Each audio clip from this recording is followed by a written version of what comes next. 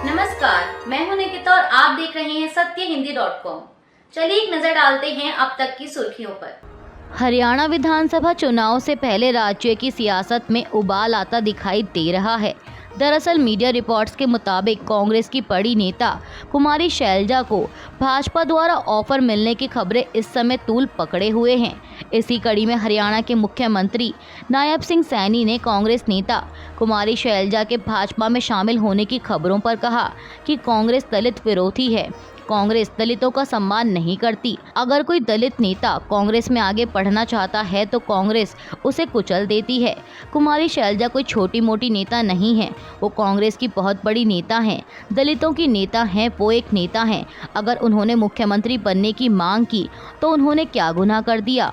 CM Saini ने आगे कहा कि कांग्रेस पार्टी परिवारवाद में फंसी हुई है। वो परिवारवाद से आगे नहीं सोचते। जैसे सोनिया गांधी और राहुल गांधी परिवारवाद में फंसे हुए हैं, वैसे ही भूपेंद्र हुड्डा और उनके बेटे यहाँ परिवारवाद में फंसे हुए हैं। वो उससे आगे नहीं सोचते। वहीं कांग्रेस नेता कुमारी शैलजा के भाजपा में शामिल होने की खबरों पर उचाना कलां विधानसभा क्षेत्र से कांग्रेस प्रत्याशी बृजेंद्र सिंह ने कहा कि हरियाणा चुनाव में भाजपा हताशा का सामना कर रही है। उन्हें अपनी पार्टी संभालने से ज़्यादा कांग्रेस पार्टी में दिलचस्पी है। उनकी अपनी पार्टी का नैरेटिव काम नहीं कर रहा है। उनके पास अपने 10 साल के कार्यकाल में दिखाने के लिए कुछ नहीं है। कुमारी शैलजा बहुत वरिष्ठ नेताओं में से एक हैं। उनके बारे में ऐसी बातें कहने का कोई मतलब नहीं है। वह एक सच्ची कांग्रेसी हैं। इस चुनाव में उनका पूरा योगदान रहेगा।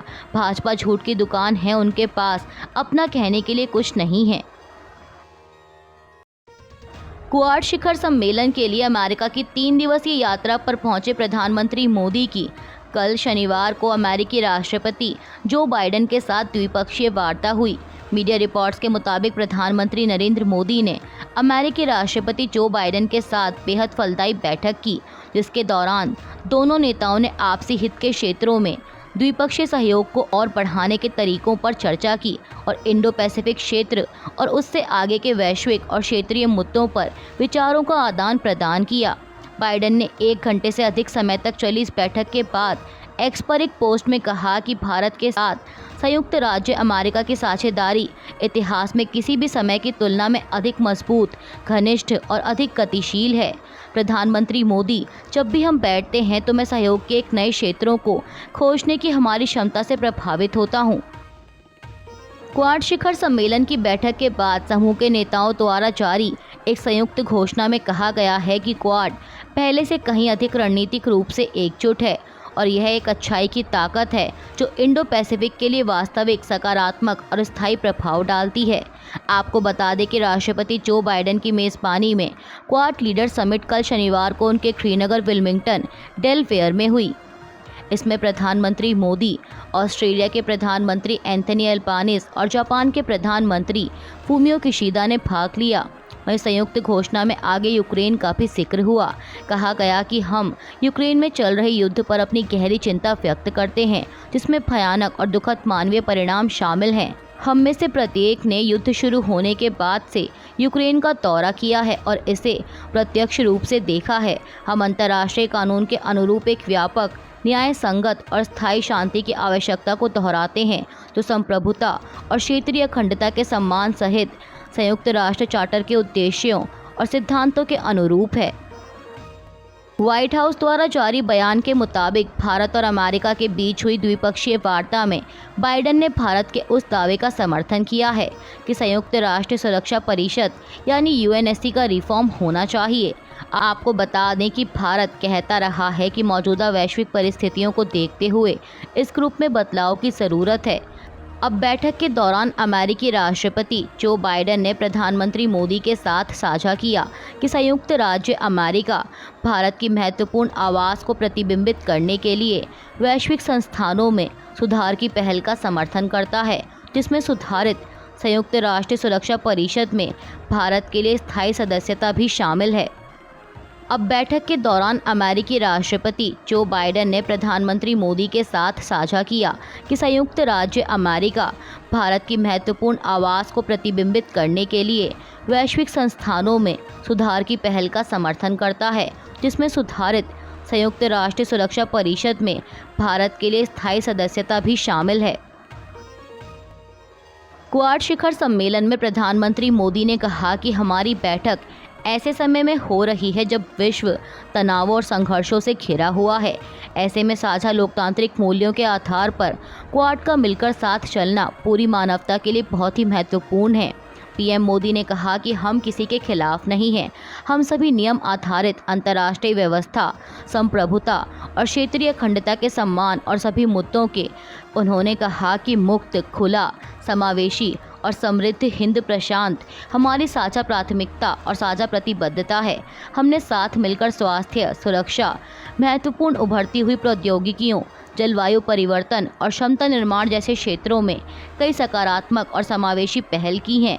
हमारा संदेश स्पष्ट है, क्वाड यहाँ रहने, सहायता करने, साझेदारी करने और पूरक बनने के लिए है। मैं एक बार फिर राष्ट्रपति बाइडेन और अपने सभी साथियों का अभिवादन करता हूं और बधाई देता हूं। पीएम मोदी ने आगे कहा कि हमें 2025 में क्वाड लीडर समिट का आयोजन भारत में करने में खुशी होगी। कांग्रेस ने पश्चिम बंगाल और जम्मू कश्मीर में पार्टी में उलटफेर करते हुए नए प्रदेश अध्यक्षों की नियुक्ति की है। पार्टी ने एक ज्ञापन जारी कर इसकी जानकारी दी। ज्ञापन के मुताबिक शुभांकर सरकार को तत्काल प्रभाव से पश्चिम बंगाल कांग्रेस कमेटी का अध्यक्ष नियुक्त किया गया है। पार्टी ने यह भी बताया कि उनको all India Congress committee secretary के उनके पुराने पद से मुक्त कर दिया गया है। वहीं जम्मू कश्मीर में कांग्रेस ने 2 नेताओं को राज्य के कार्यकारी अध्यक्ष की कमान सौंपी है। ज्ञापन में पार्टी ने लिखा है कि कांग्रेस अध्यक्ष ने तत्काल प्रभाव से एम.के. भारद्वाज और भानु महाजन को यह जिम्मेदारी सौंपी है। तिरुपति के लड्डू में पशु चर्बी होने के मुद्दे पर आंध्र प्रदेश कांग्रेस की अध्यक्ष वाई.एस. शर्मिला ने कहा कि आज हम राजभवन आए, हमने राज्यपाल से मुलाकात की और उनसे अनुरोध किया कि वे अपनी ओर से पहल करके सीबीआई जांच की मांग करें।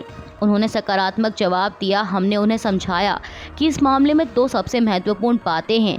एक यह है कि राष्ट्रीय डेयरी विकास बोर्ड ने एक रिपोर्ट दी है जिसमें कहा गया है कि उनके द्वारा एकत्र किए गए नमूनों में मछली का तेल, गौमांस, वसा और सूअर की चर्बी थी।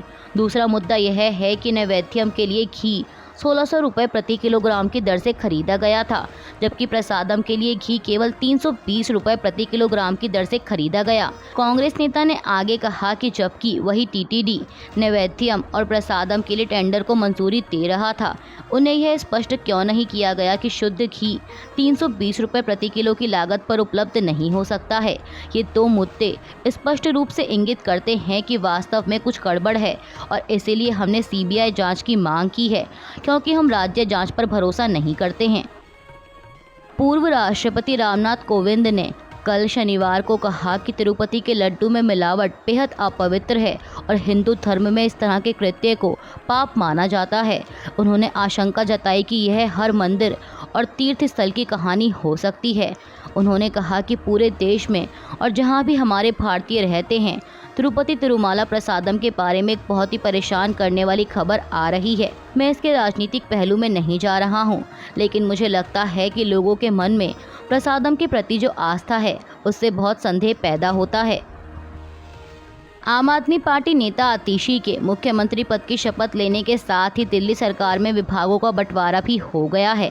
मुख्यमंत्री आतिशी शिक्षा, वित्त, बिजली, पानी समेत 13 मौजूदा विभागों जो उनके पास पहले से थे की जिम्मेदारी संभालेंगी। इसके अलावा सौरभ भारद्वाज स्वास्थ्य, शहरी विकास और समाज कल्याण समेत 8 विभागों का प्रभार संभालेंगे। गोपाल राय के पास पर्यावरण समेत 3 विभाग होंगे। कैलाश गहलोत परिवहन, महिला एवं बाल विकास समेत 4 विभागों का प्रभार संभालेंगे। इमरान हुसैन खाद्य आपूर्ति और चुनाव विभाग का प्रभार संभालेंगे और मुकेश अहलावत को दिल्ली के SC/ST मंत्री और साथ ही श्रम समेत 4 और विभागों की जिम्मेदारी सौंपी गई है। आम आदमी पार्टी नेता आतिशी को दिल्ली का मुख्यमंत्री बनाए जाने पर भाजपा की बयानबाजी लगातार जारी है। अब इसी कड़ी में भाजपा नेता मनजिंदर सिंह सिरसा ने कहा कि आतिशी ने शपथ मुख्यमंत्री पद की ली है, लेकिन अरविंद केजरीवाल अभी भी मुख्यमंत्री हैं। उन्होंने कहा कि आतिशी सिर्फ एक चेहरा है, एक मुखौटा है, राज अरविंद केजरीवाल का है। उन्होंने पहले भी ऐसा किया है। अभी वो छोटी गाड़ी में घूमते दिखेंगे, कुछ दिनों बाद वो बस में भी दिखेंगे। उन्होंने ये नौटंकी पहले भी की है, लेकिन दिल्ली की जनता समझदार है। आज मुझे बड़े दुख के साथ कहना पड़ रहा है कि जिन पंजाबियों ने दिल्ली को सजाने और बचाने में बहुत बड़ा योगदान दिया, आज अरविंद केजरीवाल ने उनमें से किसी को भी मंत्री बनने के लायक नहीं समझा। मुझे लगता है कि आने वाले समय में लोग इसका जवाब देंगे। भाजपा नेता ने कहा कि वो शराब घोटाले के दलदल में फंसे हुए हैं। चेहरा बदलने से सच्चाई छिपने वाली नहीं है। केंद्रीय गृह मंत्री अमित शाह ने जम्मू कश्मीर के अखनूर में एक रैली को संबोधित करते हुए कहा कि जम्मू कश्मीर इन 3 परिवारों, गांधी परिवार, मुफ्ती परिवार, अब्दुल्ला परिवार के राज में 35 साल तक आतंकी आग में जलता रहा। 3000 दिनों तक कश्मीर में कर्फ्यू रहा। 40,000 लोग सेना के जवान मारे गए। अमित शाह ने कहा कि प्रधानमंत्री मोदी ने आतंकवाद को ज़मीन के नीचे दफनाने का काम किया है। आज मैं इन तीनों परिवारों को कहना चाहता हूं कि जितना जोर है लगा लो, आपकी तीसरी पीढ़ी भी आतंकवाद को वापस नहीं ला सकती। अभी के लिए बस इतना ही। बाकी की खबरों के लिए बने रहिए सत्यहिंदी.com के साथ।